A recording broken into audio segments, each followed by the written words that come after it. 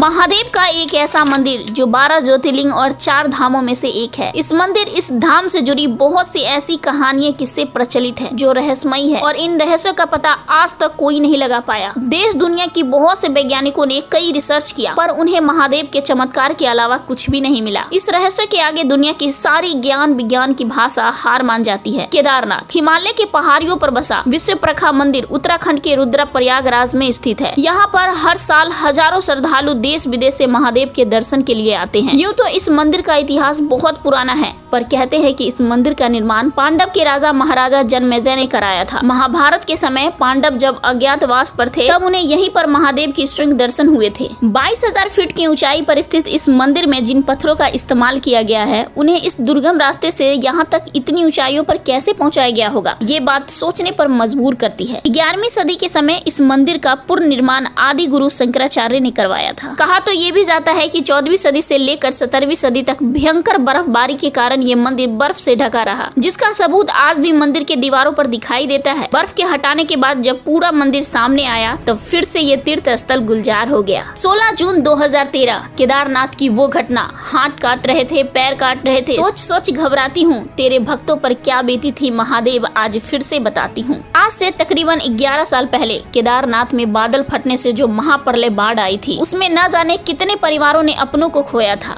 उस महाप्रलय में सब कुछ खत्म हो गया था। दरअसल बादल फटने की वजह से केदारनाथ से 5 किलोमीटर ऊपर चौराबरी ग्लेशियर के पास एक झील बन गई थी, जिसके टूटने के कारण पानी तेजी से नीचे आने लगा था। उस दिन ये महाप्रलय सब कुछ बहा ले गया सिवाय केदारनाथ मंदिर के। दरअसल बाढ़ वाले दिन केदारनाथ मंदिर के 2 साधुओं ने देखा कि मंदिर के ठीक पीछे से खतरनाक बाढ़ के सैलाब के साथ एक बड़ा सा पत्थर तेज रफ्तार से मंदिर की ओर आ रहा है, लेकिन अचानक वो पत्थर मंदिर के पीछे करीबन 50 फुट की दूरी पर ही रुक गई। ऐसा लग रहा था कि किसी ने उसे रोक कर रखा है। यही नहीं, उस पत्थर ने बाढ़ से आते हुए पानी को 2 हिस्सों में बांट दिया, जिससे पानी 2 धाराओं में बट के केदारनाथ मंदिर के दोनों ओर से निकल गया और मंदिर सुरक्षित रहा। कहते हैं कि वो कोई साधारण पत्थर नहीं था बल्कि वो भीमशिला पत्थर था। कहा जाता है कि पांडवों के केदारनाथ मंदिर के निर्माण करने के बाद बलशाली भीम ने इस मंदिर की रक्षा करने का वचन दिया था, जिसके चलते भीम ने ही वो पत्थर मंदिर की रक्षा के लिए रखा था, जिसे आज भीमशिला पत्थर कहा जाता है। ये भी कहा जाता है कि ये मंदिर आज से करीबन 1200 साल पहले बनाया था और यहाँ तक कि ये मंदिर 400 साल तक बर्फ के अंदर भी रह चुका है। इतनी भयंकर प्राकृतिक आपदाओं को झेलने के बाद भी केदारनाथ मंदिर अपनी 100% मजबूती के साथ एक अलौकिक शक्ति लिए आज भी खड़ा है। केदारनाथ के इस मंदिर ने न जाने कितनी सदियां देखी है, भूकंप, बाढ़, बर्फबारी और न जाने क्या क्या, पर आज भी यहाँ आने वाले की संख्या लाखों में है। इस मंदिर की सबसे खास बात यह है कि मंदिर में 12 महीने अखंड ज्योत जलती रहती है, जबकि मंदिर का कपाट 6 महीनों तक बंद रहता है और उन दिनों मंदिर के दरवाजे पर ताला लगा दिया जाता है। सर्दियों के बाद जब मंदिर का कपाट खोला जाता है तब भी वह अखंड ज्योत जलती रहती है, मानो जैसे किसी ने अभी अभी जलाया हो। वैसे तो आपने बहुत से कुंड सरोवर देखे होंगे पर यहाँ एक ऐसा कुंड है जो बहुत ही रहस्यमयी है। केदारनाथ मंदिर के करीब 500 मीटर दूर सरस्वती नदी के तट पर रेतस कुंड स्थित है। इस कुंड के पास जाकर ओम नमः शिवाय बोलने से कुंड के पानी से बुलबुले निकलते हैं। इसके पीछे की वजह क्या है आज तक कोई नहीं जान सका। यह कुंड किसी चमत्कार से कम नहीं है। शायद आपको यह भी मालूम नहीं होगी कि मंदिर में पूजा अर्चना हिंदी में या फिर संस्कृत में नहीं होती है, बल्कि इस नॉर्थ इंडिया के मंदिर में साउथ इंडिया की भाषा में पूजा की जाती है। जी हाँ, यहाँ पूजा अर्चना कन्नड़ भाषा में होती है। इस मंदिर की एक खास बात ये भी है कि केदारनाथ मंदिर से करीब आधा किलोमीटर दूर भैरवनाथ का मंदिर है, जो कि केदारनाथ की सुरक्षा करते हैं। पहाड़ों में बसा केदारनाथ के किस्से और कहानियों को जानकर आपको कैसा लगा, कमेंट सेक्शन में जरूर बताना।